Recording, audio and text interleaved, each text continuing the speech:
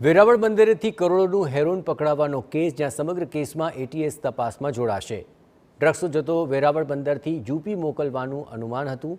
ડ્રગ્સના જથ્થાનો receiver યુપીના drugs mafia હોવાનું પણ સામે આવ્યું છે। આરોપી પાસેથી એક મોબાઈલ મળી આવ્યો છે। પકડાયેલા 9 આરોપીઓની પૂછપરછ પણ શરૂ કરાઈ છે। ગીર સોમનાથની દરિયાઈ પટ્ટી પરથી ઝડપાયું છે 50 કિલો હેરોઇન। વેરાવળ દરિયાઈ પટ્ટી પરથી 350 કરોડનું હેરોઇન ઝડપાયું છે। ગૃહ રાજ્યપ્રધાન હર્ષ સંઘવીએ ટ્વીટ કર્યું છે, મુખ્ય આરોપીઓને ઝડપી લેવાયા છે તેવી વાત પણ સંઘવીએ સૌની સમક્ષ રાખી।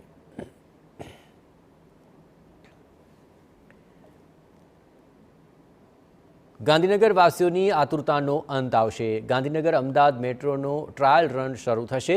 ગાંધીનગર ચ0 મેટ્રો સ્ટેશન ખાતે મેટ્રોનો કોચ લાવી દેવાયો છે। હવે ટૂંક સમયમાં ગાંધીનગર મોટેરા સુધી ટ્રાયલ રન શરૂ કરી દેવાશે।